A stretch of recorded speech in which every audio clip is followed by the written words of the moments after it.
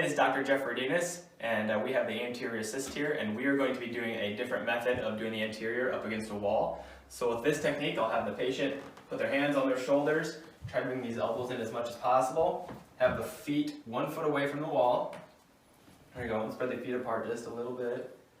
There we go. Then what I'm going to have them do is kind of flex their neck and their body down. I'm going to bring the Anterior Assist in.